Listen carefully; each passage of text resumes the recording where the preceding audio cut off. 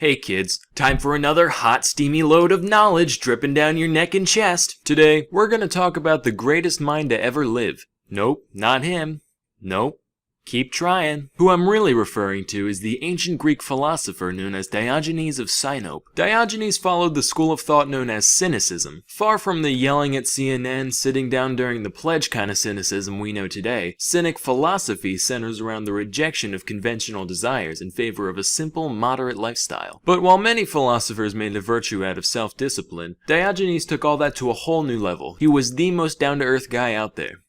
Literally, he lived on the ground, in a big tub in the marketplace where he'd beg for a living. For a while, his only possession was a wooden bowl, until one day he saw a child drinking out of his hands, and he was like, what do I need this shit for? Now, though his way of life and perspective was unique enough, it's the way Diogenes showed it that really set him apart from the rest. When someone today wants to go against society, they dye their hair blue and make a blog post about how there aren't any obese women of color in Super Smash Bros. On the other hand, when Diogenes has something to say, he just jerks off in public. Takes a dump in the amphitheater, pisses on passerby, whatever. The way he saw it, he was just performing much needed bodily functions while also protesting the superficiality of the civilization around him. Keep in mind, though he was an unwashed, publicly defecating homeless man, that's not all he was. His wit was easily on par with his philosophical contemporaries, and his lack of inhibition meant that everyone knew it. For example, here's an often pondered question of the day. How do you define a human in the simplest of terms possible? Plato decided to tackle this question, and he came up with featherless biped. And in the ancient Greek world, they didn't have any kangaroos or gibbons or nothing, so people were the only things around that both walked on two legs and didn't have feathers. Plato thought he was real clever with that one. Diogenes, on the other hand, he wasn't having any of it, so he said, alright you pompous prick, I'll give you a featherless biped.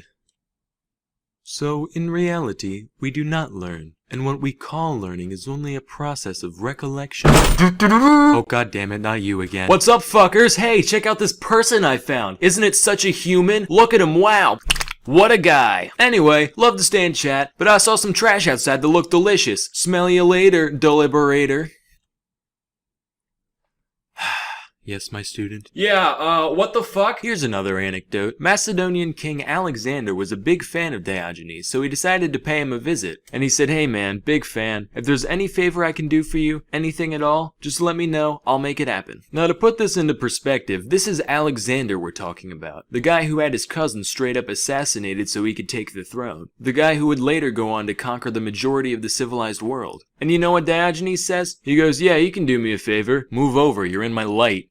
Wow, I'm not even mad. You really are just a legend. Diogenes lived up to the ripe old age of 89. I don't know if that's a testament to his lifestyle or if he just got lucky, but either way, if there is a god, he definitely has a sense of humor. The exact cause of Diogenes' death varies depending on which source you look at. Some say he died from an infected dog bite. Others say it was from eating raw octopus. My favorite theory is that one day he just got tired of living, and he just held his breath till he died. He left behind instructions on what to do with his body after he passed. Now, when people think of special post-mortem instructions like these, they usually think, scatter my ashes at 6:53 a.m. off the western face of Mount Rainier using my grandfather's favorite ladle. None of that with Diogenes. He kept it simple. In the words of Danny DeVito, when I'm dead, just throw me in the trash. Specifically, he wanted his body tossed into the wild so animals could feast on him, thereby giving back to the earth what little he took from it. So kids, moral of the story, don't judge a book by its cover.